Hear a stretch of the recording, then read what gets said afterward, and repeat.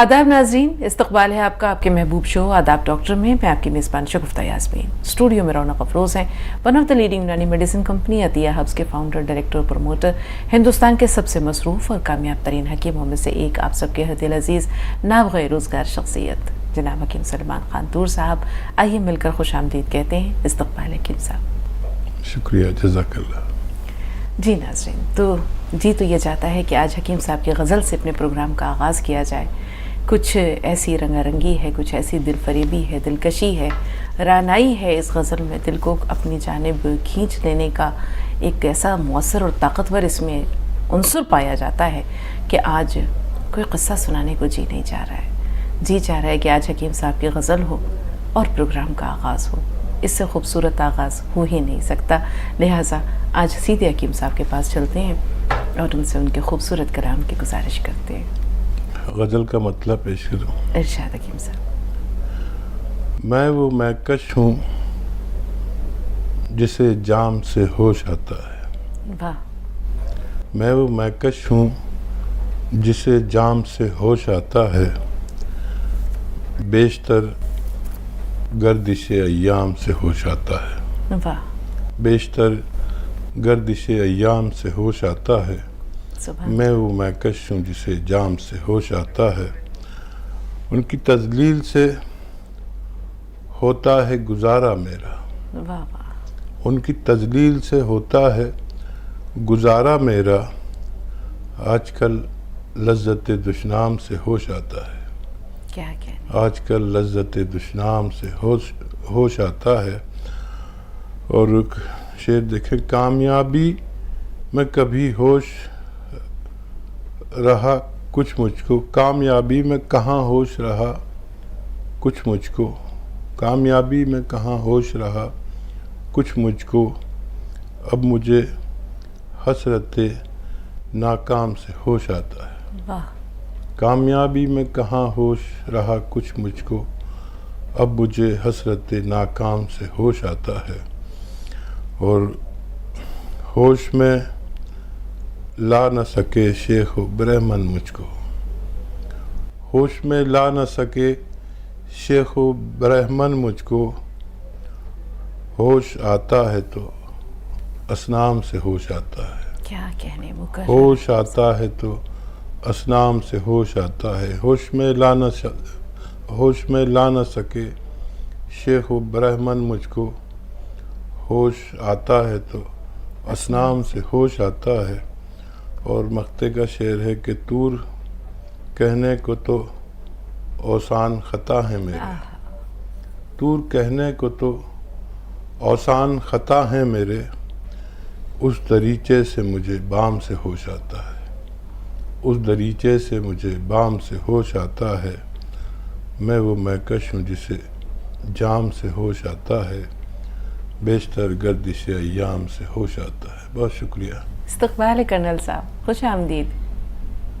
अस्सलाम वालेकुम रहमतुल्लाहि व बरकातहू। वालेकुम अस्सलाम रहमतुल्लाहि व बरकातहू। आज का जो आपने किस्सा सुनाया था वो इतना लाजवाब था कि मुझे समझ ही नहीं पड़ा कब किस्सा चालू हुआ और कब आपने खत्म कर दिया।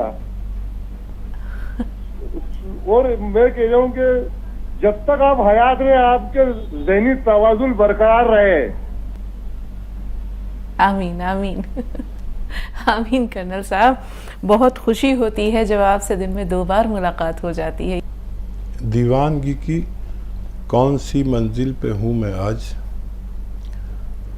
अपनी तलाश थी तो तुझे ढूंढता रहा। दीवानगी की कौन सी मंजिल पे हूँ मैं आज, अपनी तलाश थी तो तुझे ढूंढता रहा। हालांकि हमसे साकी हमेशा खफा रहा, हालांकि हमसे साकी हमेशा खफा रहा, फिर भी हमारा उससे ताल्लुक़ जुड़ा रहा। दीवानगी की कौन सी मंजिल पे हूँ मैं आज, अपनी तलाश थी तो तुझे ढूंढता रहा। एक अपनी बहुत पुरानी गज़ल की शेर मुझे याद आया और बार बार आता था मुझे याद और बार बार भूल जाता था, लेकिन मैं 2 शेर पूरे कर पाया, हालांकि पूरी गज़ल है ये, और वो बाकी शेर याद नहीं आए। हकीम साहब, कहते हैं कि जब तजल्लियात के वफूर से अक्ल का शीशा चकनाचूर होता है तो फिर इंसान एक आलम जज्ब में जाता है। जज्ब की ये कैफियत दीवानगी से मौसूम है, लेकिन ये दीवानगी वो है जो जिस पर फरजानगी भी कुर्बान है, वो भी उसके आगे हाथ बांधी खड़े नजर आती है। क्या बात है। तो फरजानगी से दीवानगी, दीवानगी से फरजानगी, ये कौन सी मंजिल है, ये कौन सा मकाम है, ये कौन सा दयार है? क्या समझना चाहेंगे हम इससे? देखिए, ये जो उरूज के कदम जब उठने लगते हैं और हम उस रास्ते को पूरा कर लेते हैं, जब जो ज़ाहिरी रास्ता है, तो फिर हर कदम हमारा उरूज की तरफ निकल पड़ता है। और ये उरूज ऐसा है कि सिर्फ उसे समझ में आता है जो इसका मुसाफिर है या जिसने इससे वाबस्ता किताबें पढ़ी हों, वरना एक मैंने बहुत से लोग अभी भी जिंदा हैं, देखता हूँ, गांव जाता हूँ तो शहर में अगर कोई दीवाना पागल हो तो उसे कोई समझने की कोशिश ही नहीं करता, और पता नहीं इसका क्या होता होगा। मैं जो गांव की तरफ भागता हूँ बार बार हर महीने, तो वहाँ कुछ ऐसे मजजूब से लोग हैं कि आप जब उन पर सोचते हैं कि ना उन्हें गर्मी में गर्मी लगती है और ना सर्दी में ठंड लगती है। साइंटिफिक एतबार से ये मंजिल अजीब है कि जब ये पारा हमारा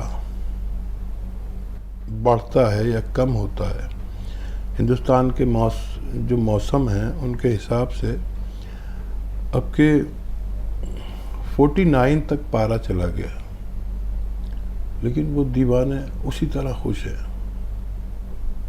जैसे वो एक खुशगवार मौसम में रहते हैं। और जब सर्दी इतनी पड़ती है कि बर्फ जमा चाहती है, तब मैं उन्हें देखता हूँ कि वो नल के नीचे बैठ के बमे कपड़ों के नहा रहे हैं, ना उन्हें फुरेरी आ रही है, तो मैं उनको बड़ा गौर से देखता हूँ। और उन्हें पागल तो कहते ही हैं,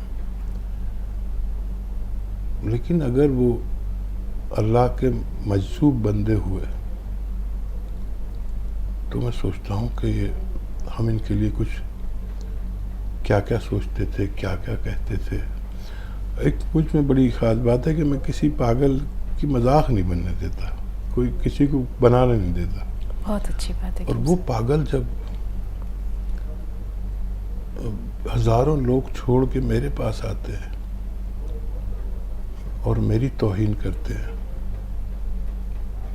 तो मैं बड़ा खुश होता हूँ। किसी की कोई तौहीन करे तो उसे तो गुस्सा आता है, तकलीफ आनी चाहिए, गुस्सा आना चाहिए, और मैं खुश होता हूँ। और दूसरे लोग अरे भगाओ इसे, मारो इसे, मैं मारना नहीं इसको, इसे जो कहना है कहने दो। कब तुझे क्या तेरा महबूब बना कर रख दे, कब तुझे क्या तेरा महबूब बना कर रख दे, कब तुझे क्या तेरा महबूब बना कर रख दे। इश्क वो शे है जो मजजूब बना कर रख दे। वाह वाह हकीम साहब, बहुत उम्दा, बहुत उम्दा। और अचानक वो याद आ गई गज़ल आबदा परवीन साहबा ने गाई है, जब से तूने मुझे दीवाना बना रखा है। जब से तूने मुझे दीवाना बना रखा है, संग हर शख्स ने हाथों में उठा रखा है।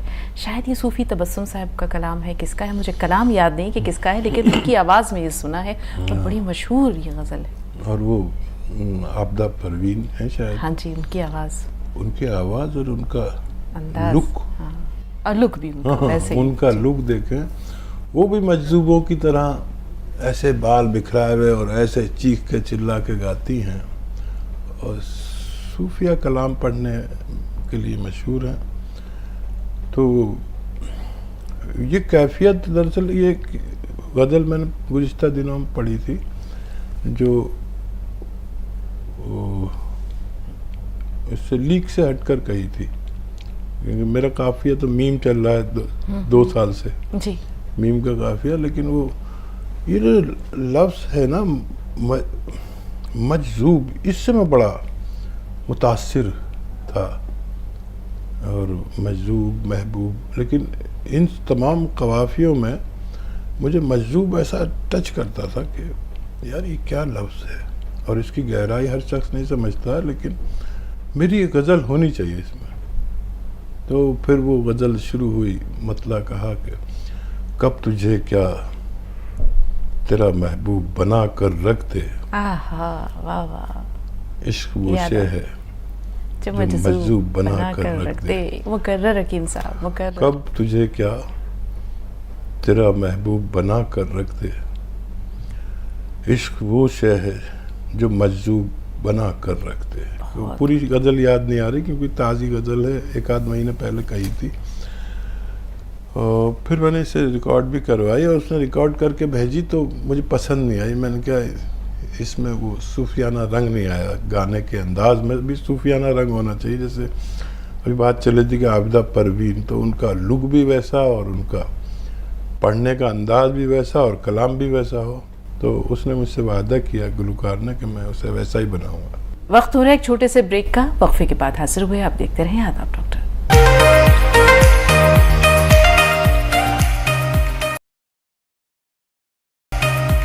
ब्रेक के बाद एक बार फिर आप सबका इस्तकबाल है। आइए मिलकर हकीम साहब को एक बार फिर खुश आमदीद कहते हैं। इस्तकबाल पुरतपा खैर मकदम हकीम साहब। शुक्रिया, आदाब। जमीला साहिबा आपसे मुखातिब है, नुसरत साहिबा थोड़ा सा इंतज़ार। जी जमीला साहिबा, क्या सवाल है? अस्सलाम वालेकुम। वालेकुम अस्सलाम। ये पीरियड के टाइम में कमर में बहुत दर्द रहता है 2-3 दिन तक। सिर्फ उसी वक्त में होता है या वैसे भी रहता है? ऐसा लगता है इनसे राब्ता नहीं है हकीम साहब। अगर जी फ़ोन लाइन पर मौजूद हैं? नहीं है। अगर सिर्फ उन्हीं अय्याम में रहता है हकीम साहब तो क्या करें? जो देखिए, अगर उन्हीं अय्याम में आपके दर्द रहता है तो इसका मतलब कुछ और है, और वैसे भी रहता है इसके अलावा, और इन अय्याम में बढ़ जाता है तो उसका मतलब और है। तो हैज की तकलीफ़ ख़वातीन को होना तय है, उनमें कमी बेशी होती है। कुछ ख़वातीन ऐसी हैं जिनको हद से तजावुज़ कर जाता है तकलीफ़, तो वो उसके लिए इलाज भी करा सकते हैं, लेकिन इस तकलीफ़ को बंद नहीं करना चाहिए।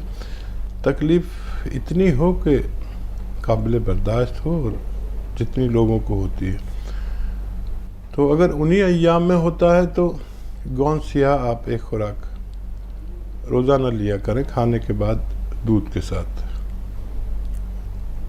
और इसके अलावा अगर नहीं होता है उन अय्याम में तो गौन सियाह आधा ग्राम और 1 या 2 चुटकी हल्दी का पाउडर उसके साथ, यानी आधा ग्राम हल्दी और आधा ग्राम गौन सियाह दूध के हमरा कुछ वक्त आपको लेना चाहिए।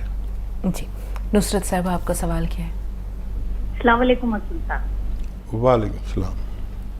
शगुफ्ता जी, मेरे 3 सवाल है। जी पहला, हकीम साहब, पहला सवाल मेरा ये है कि मैं रोज से खजूर लिए तो क्या मेरे को मल्टीविटामिन की गोली लेना जरूरी है या नहीं?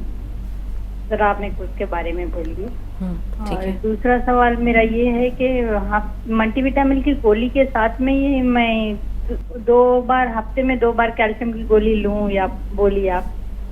ठीक है। तीसरा? और तीसरा सवाल मेरे शौहर के दोस्त है, उनको कुछ ये बवासीर के ऑपरेशन हो गए उनको, तो अभी उनको यूनिन की नली में कुछ इन्फेक्शन बताए हकीम साहब, अब फिर बेचारों को ऑपरेशन बोल रहे, तो अभी उन्होंने वो इन्फेक्शन हटाने के लिए क्या करना चाहिए उन्हें, जरा उसके बारे में भी बोलिए। बेहतर। ठीक।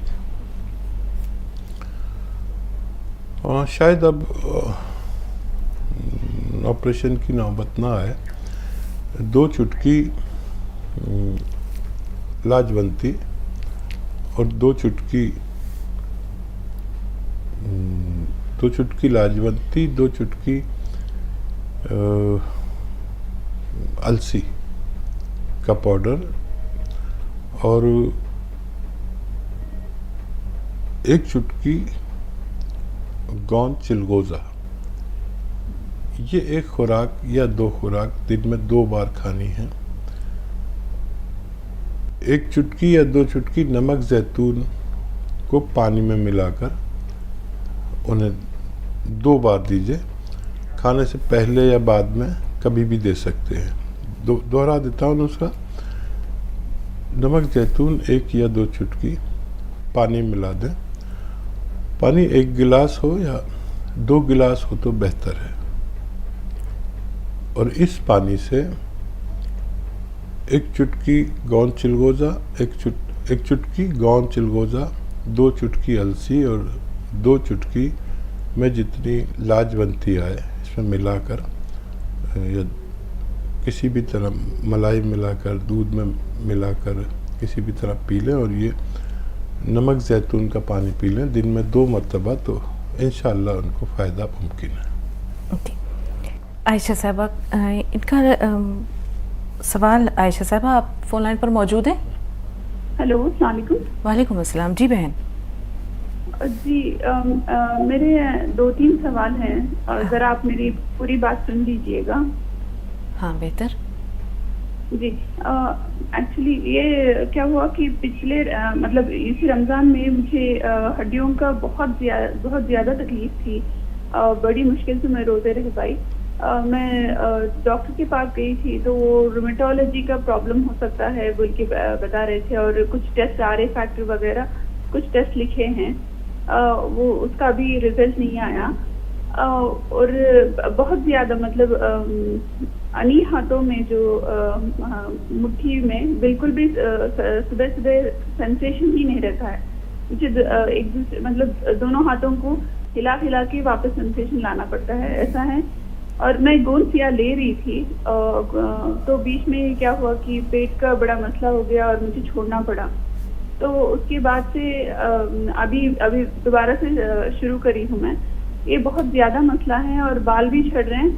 और मेरा पहले ऐसा नहीं होता, मतलब पहले वज़न मेरा अगर बढ़ भी गया तो जल्दी से कम भी हो जाता था, अभी कम भी नहीं हो रहा है।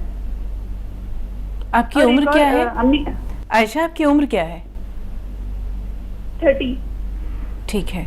और हमारे अम्मी के मुतालिक एक सवाल है जी। कि उनको बाईपास सर्जरी हुआ था, तो अभी उनको 1 साल होने को आ रहा है।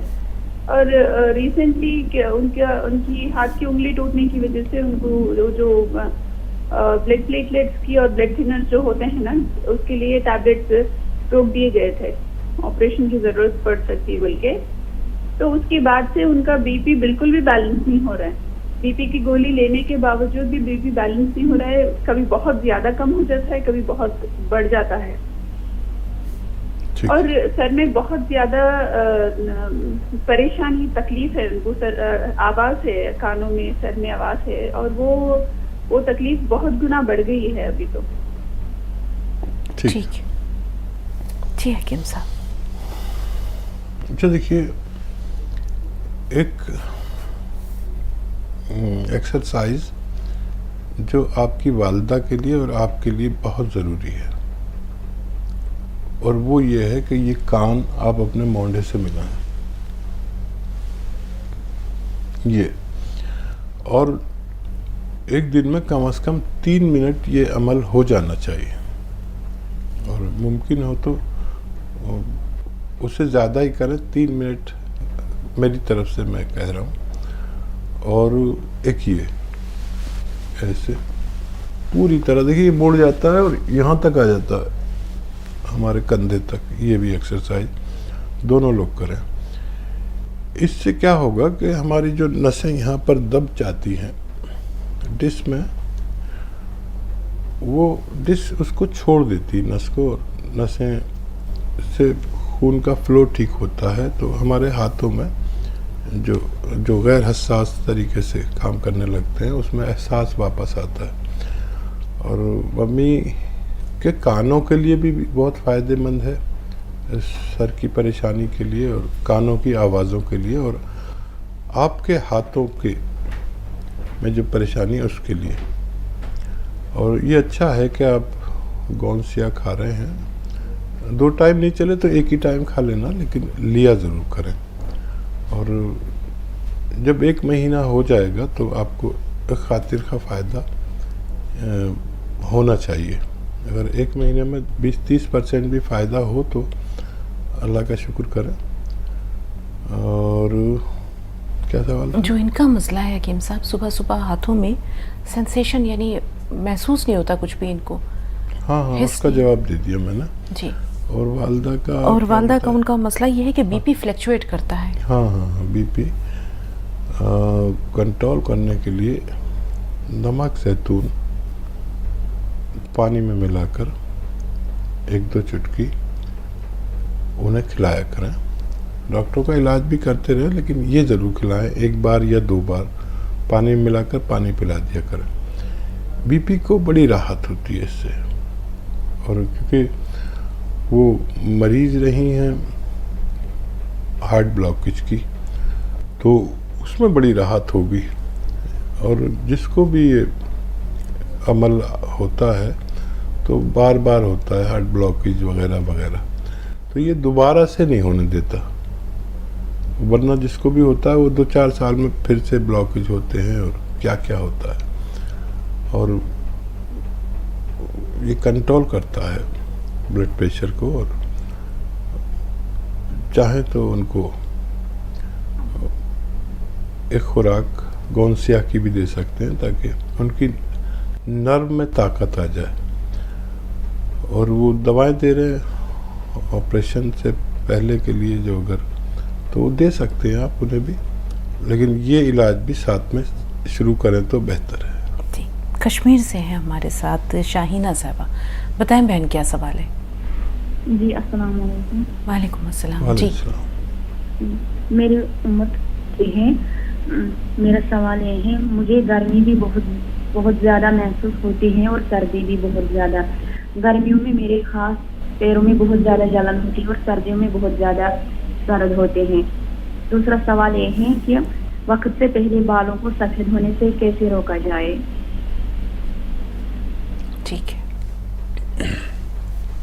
एक नुस्खा जो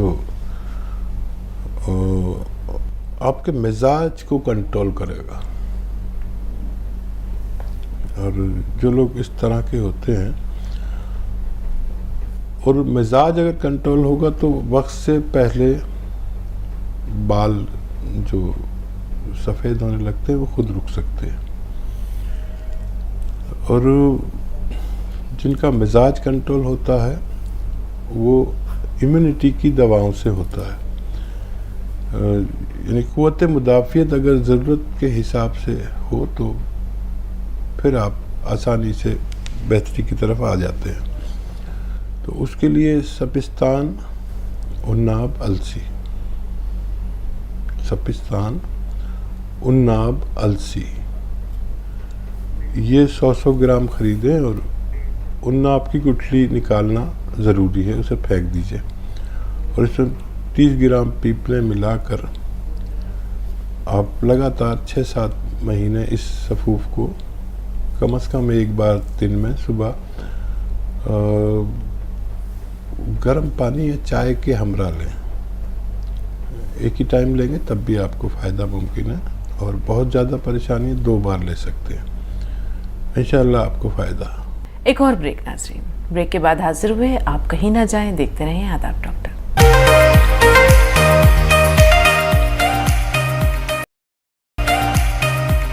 ब्रेक के बाद एक बार फिर आप सबका इस्तकबाल है। आइए मिलकर हकीम साहब को एक बार फिर खुश आमदीद कहते हैं। इस्तकबाल पुरतपा खैर मक़दम हकीम साहब। शुक्रिया, आदाब। उर्मिला जी, स्वागत है आपका, इस्तकबाल है, फरमाइए। मैम मैंने ना दवाई ली थी ऐसे। कौन सी दवा ली थी? एक तो लिया था मैंने, क्या बोलते हैं उसको, एलोवेरा का छिलका। हाँ। एक हाँ। दूसरा था वो तो क्या है, व्हाइट कलर का क्या है वो, नाम ही नहीं आ रहा मेरे मुंह में। किस चीज के लिए लिया था जी, बता दीजिए। एलर्जी के लिए लिया था। गोंद मोरिंगा? हाँ जी हाँ जी हाँ जी हाँ जी जी। और एक वो कैप्सूल लिए थे। कैप्सूल कौन से लिए थे? किस चीज़ के लिए? एलर्जी के लिए सर। ठीक है, ठीक है। अच्छा, एलर्जी कैसी है, कुछ बताएंगे? एलर्जी खुजली होती है, उसके बाद काले हो जाते दाग, बारीक बारीक दाने आ जाते हैं उससे। अच्छा, पित्ती सी तो नहीं उछलती? नहीं, पित्ती सी तो नहीं होती। ठीक है। ये जो सिरका आप लेते हैं, जब इसे इस्तेमाल करें तो एक चुटकी खाने का सोडा इसमें डालकर इसको यूज़ करें, और एक चुटकी रोज़ाना काली मिर्च का पाउडर खाया करें, कम से कम 1 बार, ज़्यादा से ज़्यादा 2 बार। और ये जो आप गोंद मोरिंगा इस्तेमाल करते हैं, इसके साथ आधा चम्मच अलसी का पाउडर खाया करें, दिन में कम से कम 1 बार। आप 3-4 महीने अगर ये इस्तेमाल करें तो आपको फ़ायदा मुमकिन है। जी। भूपेंद्र मिश्रा जी, स्वागत है आपका, इस्तकबाल है। हाँ सर, नमस्कार। आदाब। जय हिंद सर, स्वागत है आपका। हाँ सर, एक आदमी मेरे बगल में एक लड़का रहता है, उसको एलर्जी हो गई 1 साल से, पूरे शरीर में उसके खुजली होती है और काले काले धब्बे पड़ जाते हैं। हाँ, फिर वो जल्दी ठीक नहीं होते हैं, सब खुजलाते हैं। तो मैंने उसको ये कहा था कि अलसी भून कर थोड़ी पीस लो और खाने का सोडा और जैतून, नमक जैतून। तो 1 महीने से मैंने मंगाया था, वो खा रहा है। हाँ, इसके साथ ये नुस्खा तो आपने सही बताया, इसके साथ एक चुटकी काली मिर्च का पाउडर ज़रूर लें। इंतहाई दर्जे की एलर्जी है बच्चे को, और 5-6 महीने लगातार इलाज की ताकीद करें। ये बहुत आसानी से कंट्रोल नहीं होगी, थोड़ा सा संयम रखें और भगवान से मदद मांगें तो फ़ायदा मुमकिन है। जी। सदफ हैं औरंगाबाद से, जी बताइए। अस्सलाम वालेकुम। वालेकुम अस्सलाम रहमतुल्लाह। जी जी, हमारे 2 सवाल है। हाँ, पहला ये सवाल, हमारा भाई है 15 साल का, क्या वो गोंद मोरिंगा खा सकता है क्या पिंपल्स के वास्ते? ठीक है। और दूसरा ये सवाल है कि गोंद मोरिंगा कितना लेना है, आधा चम्मच लेना है या 1 चम्मच लेना है पिंपल्स के वास्ते? ठीक है जी हकीम साहब। अच्छा, गोंद मोरिंगा सिर्फ 1 ग्राम लेते हैं, आधा चम्मच बहुत ज़्यादा हो जाएगा, 1 चम्मच तो और भी ज़्यादा हो जाएगा। 1 ग्राम रोज़ाना खाना है, और आपके भाई के लिए उम्र ऐसी है कि वो ज़रूर ले सकते हैं, और साल हा साल ले सकते हैं, जब तक उम्र उनकी बालिग नहीं हो जाती, जब तक ले सकते हैं, जब तक उनकी ग्रोथ का वक्त है, जब तक ले सकते हैं। इंशाल्लाह उनको फ़ायदा मुमकिन है। जी, एक सवाल और है हकीम साहब, अब 1 ग्राम का तयन कैसे करें? अब जैसे ये छोटी बच्ची है, मुश्किल से 17 साल की उम्र होगी, भाई भी छोटा है, अब अगर ये दोनों खुद ही लेना चाहें, कोई बड़ा घर में है नहीं या उससे पूछे बगैर ये खुद इस्तेमाल कर रहे हैं, तो इन्हें तब पता होना चाहिए कि 1 ग्राम की मिकदार कितनी होती है, अगर जैसे आप चने के बराबर या काबुली चने के बराबर बताते हैं। एक सवाल और है कि अगर मिकदार ज़्यादा हो जाए तो फिर क्या नुकसान भी होता है? हाँ, देखिए मकदार तो मैं बताता ही हूँ जी। और उसमें लोग थोड़ी सी कमी बेशी कर लेते हैं। हाँ। जाहिर एक चुटकी, देखिए एक चुटकी में जो आता है वो 1 ग्राम का चौथाई हिस्सा आता है, यानी 4 चुटकी अगर आप लेंगे तो 1 ग्राम बनेगा तकरीबन। जी। तो हर दवा की एक मकदार होती है, तो 1 ग्राम का मतलब है 4 चुटकी। अब आधा ग्राम लेना हो तो 2 चुटकी, उससे भी आधा लेना हो तो 1 चुटकी, ऐसे मकदार बना लो। दरअसल ग्राम मैं इस वजह से नहीं बताता हूँ कि हमारे तिब के औज़ान जो हैं, अगर मैं वो बयान करने लगूँ तो आज कोई भी उसको समझेगा नहीं। तोला, माशा, रत्ती, ये औज़ान हैं, तो मैंने ही ये निकाले हैं कि आदमी को बता दूं कि चने के बराबर और मसूर के दाने के बराबर और 1 चुटकी, 2 चुटकी, 4 चुटकी, ये चुटकियों वाले सारे नुस्खे जात मैंने ही आपको बताए हैं। हकीम साहब, मुद्दत से आपको इंतज़ार था और यही कहना चाहेंगे कि ये कौन आया, रोशन हो गई महफिल जिसके नाम से। जी हाँ दयावती जी, बहुत शिद्दत से इंतज़ार था और यही कहेंगे बेसब्री से इंतज़ार था। कहाँ थी आप? जी अस्सलाम वालेकुम बहन। वालेकुम अस्सलाम वरहमतुल्लाह। जी अस्सलाम वालेकुम भाई साहब। मैं देहरादून आ गई बेटी के पास, यहाँ पे टीवी नहीं है, तो मैंने कहा तुक्के का भिड़ाया, ऐसे मिल गया मेरा, मगर मेरे भाई से बात कर लूं। अरे बाबा आप बता के जाया करिए। मैं इतना परेशान हो गया, 2-3 प्रोग्राम में मैंने आपको याद किया कि पता नहीं सब खैरियत हो, आपकी तबीयत अच्छी हो, आपके पति अच्छे हो, नाती पोते अच्छे हो। बल्कि मैंने अपनी पत्नी से कहा, पता नहीं कि दयावती जी, इसके लिए मैंने बोला भी कि क्यों नहीं आ रही हैं, क्या तकलीफ़ है। तो बहुत अच्छा किया आप जुड़ गए और मैं मुंतज़र था, भाई बता के जाया करिए। मैं बहुत फिक्रमंद हो गया था। आप सब खैरियत से हैं ना? जी भाभी क्या? सब ठीक ही चलता है, कुछ ना कुछ तो ज़िंदगी के साथ रहता है। तो अब कब वापस आएंगे आप? अभी भाई साहब 1 तारीख को आऊंगी मैं, पर मैं करती रहूंगी बीच बीच में, भगवान मतलब कोई सवाल तो नहीं है? करते रहते भाई बहन का। हाँ सवाल तो नहीं है भाई साहब, तो सब अच्छा है, सब ठीक है, काफी लोग ठीक हो रहे हैं। और एक मरीज है जो 50 साल की है, तो वो कह रही है काफी 2 डब्बे खा लिए तो घुटने थोड़े से मुड़ नहीं रहे। कुछ फायदा बता रहे हैं?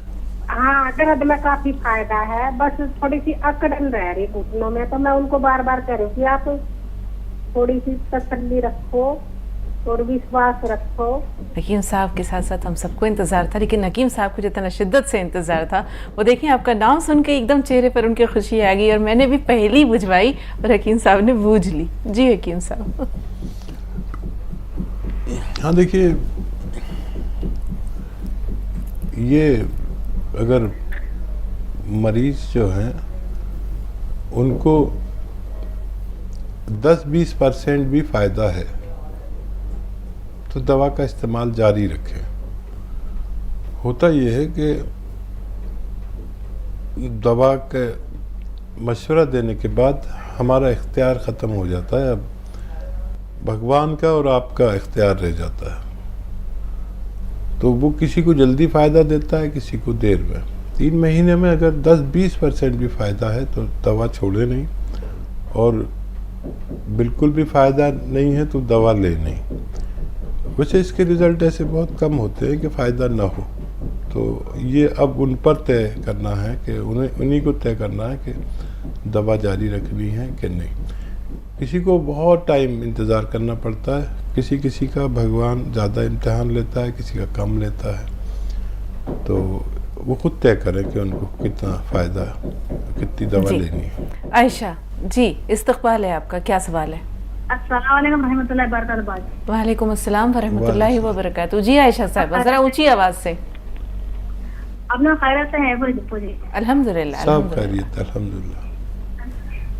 बाजी मेरे कैसा मैं नल्ला था ना, घर में पानी है तो मैं पानी में ज्यादा सर्दी में बीच में काम करे तो पूरे पैरा तलबे को तो ऐसा वाइट वाइट हो जाए तलबे पूरे में सर्दी से। कुछ समझ पैरा के पानी में भीगते ना पैरा पूरे ऐसा वाइट वाइट हो जाने पैरा पूरे में। अच्छा, पैरों के बीच में पानी रहता है या पानी का इस्तेमाल ज्यादा होता है तो वाइट वाइट हो जाता है पंजों के बीच में? नल्ला था ना, काम करते ना घर में, मैं पूरा घर में नल्ला है तो हाँ। पूरे तले पूरे तले पूरे पैरा के मेरे। समझ आ गया जी, ठीक है। और कोई सवाल? मछलियाँ नहीं खाते, मछलियाँ का क्या? तलबे पैरा के तलबे फिर सूख जाता धूप में रहे तो तलबे नींद होता क्या? नींद हो? ठीक है, मैं समझ गया। ठीक। हाँ देखिए, ये बेशतर होता है कि कुछ लोग जब पानी में काम करते हैं और प्लास्टिक की चप्पलें लोग यूज़ करते हैं इसमें, क्योंकि दूसरी चप्पलें ख़राब हो जाती हैं और प्लास्टिक ख़राब नहीं होती, तो वो हमारे उंगलियों के बीच में या पैरों पे कहीं भी अक्सर ये उंगलियों के बीच में सफ़ेद सफ़ेद हो जाता है और वो एक्जिमा होता है। और ऐसे एक्जिमा के जो भी मरीज़ हों, क्योंकि एक्जिमा का कहीं पर इलाज नहीं है और मैं जो इलाज बता रहा हूँ वो वाकई उसमें बड़ी कीमती फ़ायदा रखा है अल्लाह ने, तो ये लिख के ज़रूर रख लें, क्योंकि एक्जिमा का मरीज़ क्या क्या करता है और उसको फ़ायदा नहीं होता। तो गौन चिलगोज़ा एक चुटकी दिन में 1 बार या 2 बार खाने के बाद खा लिया करें, खाने में मिला के खा लिया करें, पानी में मिला के खा लिया करें, ऐसे ही खा के पानी पी लें, तो ये एक अच्छा इलाज है। ये असली लेना, गोंद मोरिंगा, नकली मत लेना, फ़ायदा होना मुमकिन है। वक्त हो रहा है एक छोटे से ब्रेक का, वक्फे के बाद हाजिर हुए। आप देखते रहें आदाब डॉक्टर। ब्रेक के बाद एक बार फिर आप सबका इस्तकबाल है। आइए मिलकर हकीम साहब को एक बार फिर खुश आमदीद कहते हैं। इस्तकबाल पुरतपा खैर मक़दम हकीम साहब। शुक्रिया, आदाब। बेंगलोर से आयशा एक बार फिर हमारे राब्ते में। जी आयशा, क्या सवाल है? अस्सलाम वालेकुम। वालेकुम अस्सलाम। जी, मेरा एक सवाल आप भी मिस कर गए थे, एक सवाल मैं भी पूछना भूल गई थी। वो वेट कम नहीं हो रहा, मेरा वजन कम नहीं हो रहा इस दौरान। और एक और सवाल है कि मेरे पीठ में मोटे मोटे फुंसियाँ बन जाती हैं और बहुत तकलीफ होती है, दर्द भी होता है और पस भी होता है और बाद में दाने निकलते हैं और बाल भी बहुत ज्यादा झड़ रहे हैं और टूट भी रहे हैं। एक हमारे वालिद साहब के मुतालिक एक सवाल है। जी जी, वो गर्दन, उनकी गर्दन के कुछ है। हेलो जी, हेलो, अस्सलाम वालेकुम। वो हमारे शौहर हैं 75 ईयर्स के हैं उन्होंने। हाँ जी, उनकी गर्दन में ज्यादा दर्द रहता है, नेक पेन रहता है और उसकी वजह से उन्होंने ज्यादा उनका नेक पूरा सामने झुक गई, उनकी मुंडी पूरी सामने झुक गई। अब उन्होंने पैरों से उठा भी नहीं सकते, बड़ी मुश्किल से भी नहीं उठा सकते। नेक बेल्ट भी डाले थे, न्यूरोलॉजी के टैबलेट्स भी लिए थे, लेकिन उनकी मुंडी ऊपर उठती भी नहीं। ज्यादा बोले तो ना परेशान हो जाते हैं, सीधा बैठ नहीं सकते उन्होंने। ठीक, ये तकलीफ है। ठीक है, ठीक है। मुझे भी लग रहा था कोई सवाल मिस हो गया और शायद आपको भी याद आया था, लेकिन वो फिर अगले कॉलर्स माशाल्लाह लगातार आते रहते हैं। जी हाँ, देखिए अभी मैं वालिद साहब को एक्सरसाइज करने को भी नहीं कह सकता, क्योंकि उनकी उनका सर उठता नहीं है। अगर हो सके तो और वो लेट सके तो ऐसे सीधा लिटा दीजिए बेड पर, और ये गर्दन का हिस्सा नीचे लटका दें, बेड से नीचे थोड़ा सा लटका दें और बाकी जिस्म ऐसे ऊपर रहे। अगर ये कर सकते हैं तो बहुत अच्छा है, नहीं कर सकते हैं तो ज़बरदस्ती ना करें। और उन्हें लेटा रहने दें 5-5 मिनट, दिन में 4-5 बार लेटा दिया करिए। और वालिद साहब को गोंद सिया देना शुरू करें, आधा ग्राम 1 बार या 2 बार खाने के बाद देना शुरू करें, दूध या पानी से। तो दर्द को कुछ फ़ायदा हो जाए। और या फिजियोथेरेपिस्ट जो होते हैं उनसे आप राब्ता करें, वो कुछ ऐसी एक्सरसाइज करेंगे, थोड़ी महंगी तो होती है, कि उनकी गर्दन में मूवमेंट आ जाए। कैफियत आप समझ सकते हैं उनकी। अगर फिजियोथेरेपी के लायक हैं तो उनको लिए फिजियोथेरेपी कराना ज़रूरी है। अच्छा देखिए, आपकी उम्र तो बहुत कम है, लेकिन सिम्टम जो है वो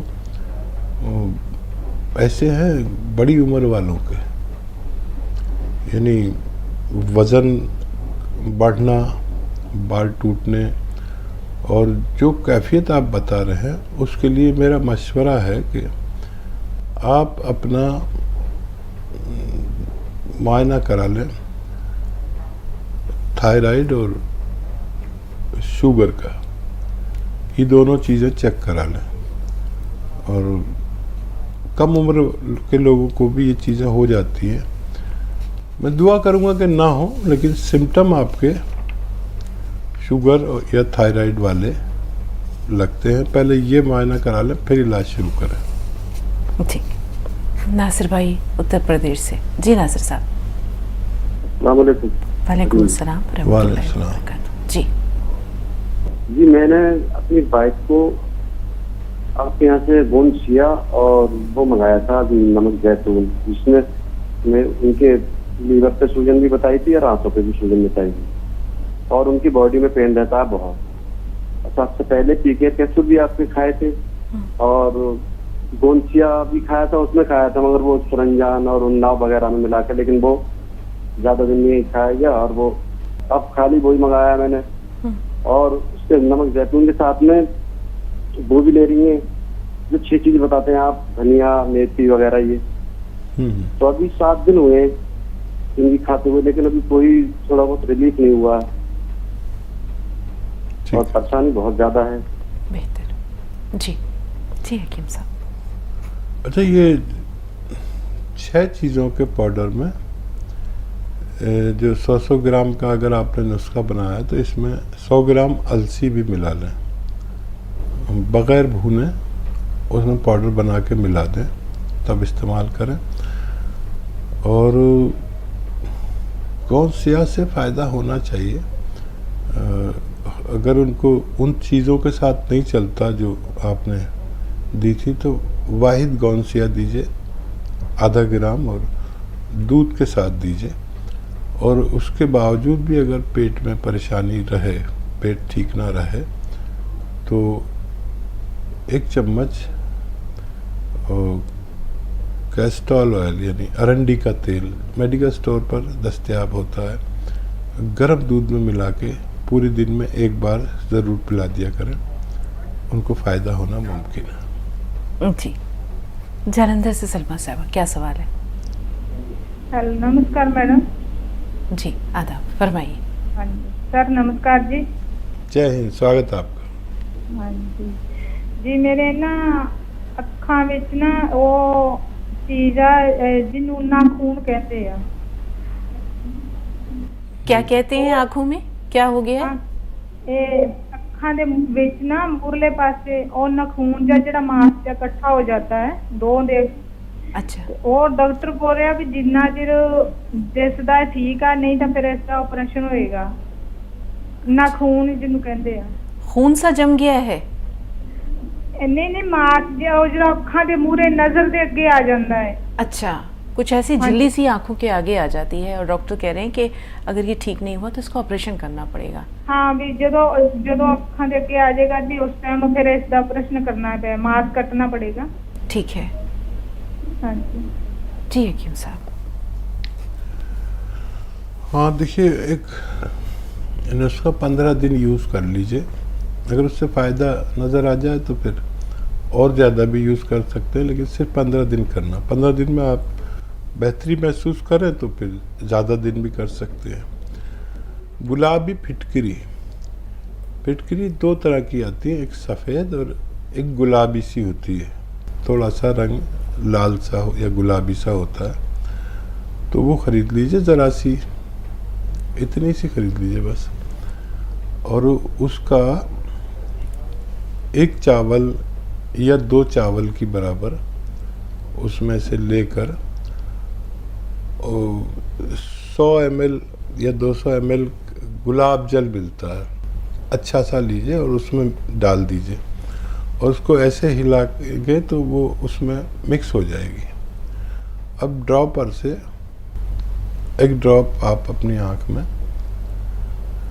रोज़ डाला करिए, 1 बार, ज़रूरत पड़े तो 2 बार डालें शाम को भी, और महसूस करें क्या फ़ायदा हो रहा है। और मुंडी बूटी एक जड़ी बूटी आती है, उसके 4 पीस रोज़ाना पानी में बॉयल करके और पानी छान के ये पी लिया करें रोज़ाना 1 बार, और ये 15 दिन तक करें। 15 दिन में फ़ायदा नज़र आए तो लंबा इलाज करके आपको फ़ायदा पहुंचाया जा सकता है। जी जाकिर भाई, इस्तकबाल है आपका, क्या सवाल है? जाकिर भाई मैं सुन पा रही हैं आप? जी अच्छा, मेरे 10 साल पहले फालिज हुआ था मेरे जी। तो मेरे गर्दन के मन के गिरे हुए हैं 3 सेट सामने और 2 साइडों में मन के गिरे हुए हैं। इसके ताल्लुक से बात करें आपकी गर्दन के मनकों में परेशानी है और 10 साल पहले फालिज हुआ था, क्या परेशानी है? जी। मन के सख्त हो गए क्या? नहीं सख्त है, मेरा जो सारा मुंडी पूरा अच्छे से काम करते, सलाम भी पेड़ता होता है, उसके ऊपर सब देखता, मगर मेरे को घुमाटा जो है ना, सर में बहुत घुमाटा रहता, घुमाटा बहुत रहता है, वो इसके लिए बोल रहा। और ये बताया मन के जो है ना वो मुंडी मेरी अच्छी है, कोई चीज में पट्टा वट्टा कुछ नहीं लगाया, सही है बिल्कुल, लेकिन घुमाटा बहुत है, गर्दन से बहुत जन बहुत डॉक्टर वो। दर्द वगैरह है कुछ? दर्द नहीं है, दर्द नहीं है। चक्कर है? दर्द बिल्कुल नहीं है, दर्द नहीं है। चक्कर भी नहीं आते? जी चक्कर भी नहीं आते? हाँ घुमाटा है, घुमाटा और चक्कर आती है। चक्कर आते हैं? ठीक है ठीक है। और चक्कर आती है, मैं दवा इस्तेमाल करता हूँ, अंग्रेजी दवा। ठीक ठीक है। और देखिए हमारे यहाँ कमर यानी ये गर्दन की डिस्क है, ये थोड़ी सी डॉक्टर कहते हैं बढ़ जाती है, और मैं कहता हूँ वो बढ़ती है या नहीं बढ़ती है, लेकिन कुछ नर्व को दबाती है, नसों को दबाती है, और वो नसें ऐसी होती हैं जो सर में जा रही हैं, तो इसको सर्वाइकल कहते हैं। सर्वाइकल भी 2 तरह का होता है, एक दर्द वाला, एक चक्कर वाला। तो आपको दर्द वाला नहीं है, चक्करों वाला है। तो ऐसे अपने बेड पर आप ऐसे लेट जाएं सीधा, और गर्दन नीचे लटका लें ऐसे, और बाकी जिस्म का हिस्सा ऐसे सीधा रहे। ये 5-5 मिनट 5 बार दिन में करें, आपको बड़ा अच्छा लगेगा, बड़ा सुकून मिलेगा। ये देखने में तो मामूली एक्सरसाइज है, लेकिन कारगर बहुत है। एक ये और एक ये वाली, पूरी तरह इसको मोड़े, ये पूरी तरह मोड़े। ये पूरे दिन में 3 मिनट करनी है बस। और एक ये एक्सरसाइज है, ये कान अपने मोंढे से मिलाना, ये 3 मिनट। ये देखने में मामूली लगने वाली एक्सरसाइज हर उस शख्स के लिए बहुत कारगर है जिसको सर्वाइकल है, गर्दन में दर्द है, सर में दर्द है, चक्कर आते हैं या मोंढे में, कोहनी में और हाथों में दर्द है। लेकिन इसके रिजल्ट 10 दिन बाद आते हैं। आप अल्लाह पे भरोसा करके एक्सरसाइज करें, हो सकता है दवा की ज़रूरत भी ना पड़े। और अगर गोंद सियाह आधा ग्राम असली पानी या दूध के साथ खाने के बाद लिया जाए तो ये उन नर्व को और हड्डियों और जोड़ों को और आपके डिस्क को मजबूती देता है। तो नाज़रीन, आज हमारे प्रोग्राम का सिलसिला यहीं तक। अगले एपिसोड में फिर मिलेंगे। तब तक के लिए आपसे इजाज़त तो लेंगे ही, लेकिन उससे पहले हम चाहेंगे कि हकीम साहब का एक बार फिर दिल की गहराइयों से शुक्रिया अदा करते हैं, आपकी मसीहाई का, आपकी करम फरमाई का, आपकी खूबसूरत बातों का जो ज़िंदगी को आगे बढ़ाने का हौसला देती हैं। हकीम साहब बीमारियों से लड़ने के लिए इंसान को ताकत और तवानाई देती हैं, अल्लाह की ज़ात पर तवक्कुल, इस्तिग़ना और यकीन का सबक देती हैं। ये तमाम चीज़ें हम कहाँ से लाएंगे? ये सिर्फ़ आपके ज़रिए नाज़रीन तक पहुँचती हैं। तो अपना बेशकीमती वक्त नाज़रीन को देने के लिए, इनायत करने के लिए हद दर्जा ममनून व मशकूर है। शुक्रिया का लफ्ज़ बहुत छोटा है, जज़ा सिर्फ़ अल्लाह दे सकता है। बहुत शुक्रिया। कदरदानी के लिए शुक्रिया, जज़ाकल्लाह। सलामत रहें। तो नाज़रीन फिर मिलेंगे, तब तक के लिए इजाज़त दीजिए। आदाब।